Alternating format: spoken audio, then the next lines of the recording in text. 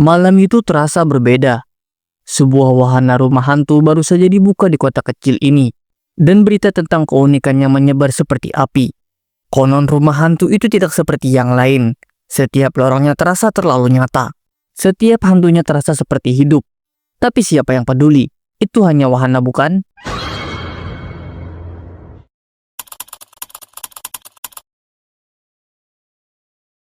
Sekelompok sahabat, Nadia, Arif, Dani dan Lia, memutuskan untuk mencoba wahana itu. Mereka menyukai tantangan, terutama yang membuat adrenalin memuncak. Namun mereka tidak tahu bahwa malam itu akan menjadi malam terpanjang dalam hidup mereka. Di tengah hiruk-pikuk festival malam, wahana rumah hantu itu berdiri megah. Bangunannya mirip mansion tua dengan cat mengelupas dan jendela-jendela yang tampak seperti menatap langsung ke jiwa siapa saja yang mendekat. Di pintu masuk, seorang pria tua berjubah hitam berdiri, menyambut pengunjung dengan senyum yang tampak terlalu lebar. "Selamat datang di rumah kehilangan. Pastikan kalian tidak tersesat di dalam," katanya dengan suara berat. Nadia tertawa kecil. "Apa maksudnya? Ini hanya wahana kan?"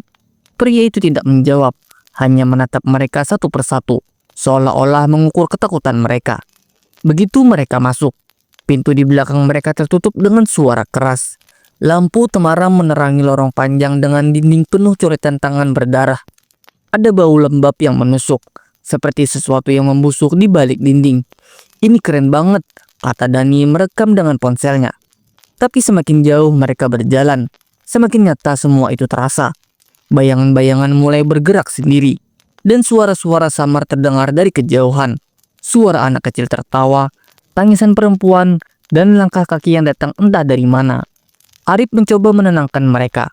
"Ini hanya efek suara, santai saja." Tapi ekspresi wajahnya mulai berubah ketika mereka tiba di sebuah ruangan dengan cermin-cermin besar. Di ruangan itu, bayangan mereka di cermin terlihat aneh.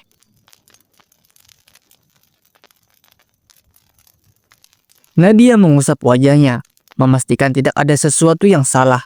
Tapi bayangannya justru bergerak sendiri. Sedangkan Lia menjerit saat bayangannya di cermin menghilang. "Ayo keluar dari sini," katanya dengan suara gemetar. Tapi tidak ada pintu keluar. Lorong yang mereka lewati sebelumnya kini hanya dinding kosong. Tiba-tiba, cermin-cermin itu retak, dan dari baliknya muncul sosok-sosok samar yang menyeret mereka ke lorong berikutnya. Mereka terjatuh di ruangan yang dipenuhi boneka-boneka tua dengan mata kosong yang terasa mengawasi. Salah satu boneka itu bergerak, menunjuk ke pintu lain. Lia menolak melangkah, tapi boneka-boneka itu mulai bergerak mendekat, memaksa mereka. "Ini tidak mungkin hanya wahana," kata Nadia mencoba membuka pintu berikutnya dengan panik. Di balik pintu itu, mereka menemukan diri mereka kembali di lorong awal. Tapi ada yang berbeda. Di sudut ruangan, tubuh seseorang tergantung di tali, mengenakan pakaian yang persis sama dengan yang dikenakan Lia. Ketakutan membuat mereka mulai bertengkar. Dani menyalahkan Arif karena ide gila ini, sementara Lia mulai menangis histeris. Mereka memutuskan untuk mencoba lorong yang berbeda, berharap menemukan jalan keluar. Namun setiap lorong membawa mereka kembali ke tempat yang sama, tetapi dengan detail yang berubah. Kadang-kadang mereka mendengar suara memanggil nama mereka. Kadang mereka melihat bayangan diri mereka sendiri berjalan di depan mereka. Di salah satu lorong, Dani tiba-tiba berhenti. "Aku mendengar sesuatu," katanya menunjuk ke dinding. Sebelum mereka bisa menghentikannya, dia mengetuk dinding itu, dan lantai di bawahnya pun runtuh. Dani menghilang ke dalam kegelapan. Kini tinggal Nadia, Arif, dan Lia. Mereka terus berjalan, menemukan ruangan demi ruangan yang semakin mengerikan. Dapur penuh darah, ruang tamu dengan kursi goyang yang bergerak sendiri, dan tangga yang tidak pernah berujung. "Ini bukan wahana, ini nyata," kata Lia dengan suara bergetar. Di puncak tangga, mereka menemukan Dani, tetapi dia tidak lagi terlihat seperti Dani. Matanya kosong, dan dia hanya berbisik, "Kalian tidak akan pernah keluar." Arif mencoba menariknya, tapi Dani menyerang mereka dengan kekuatan yang tidak manusiawi. Mereka melarikan diri, meninggalkan Dani yang kini tertawa seperti orang gila. Setelah berlari tanpa arah, mereka menemukan sebuah pintu besar dengan tulisan, "Hanya satu yang bisa keluar." "Apa maksudnya?" tanya Nadia. Tapi Arif sudah mencoba membuka pintu itu.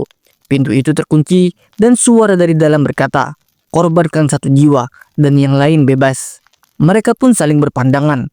Ketakutan berubah menjadi keputusasaan. Lia mulai mundur, tapi Nadia menariknya. "Maaf Lia, bisik Nadia sebelum mendorongnya ke pintu. Lia menjerit, tapi pintu itu terbuka, menyedotnya ke dalam kegelapan. Nadia dan Arif berlari keluar, menemukan diri mereka kembali di festival. Namun semuanya terasa aneh. Orang-orang tidak mengenali mereka, dan setiap kali mereka mencoba menjelaskan apa yang terjadi, tidak ada yang percaya.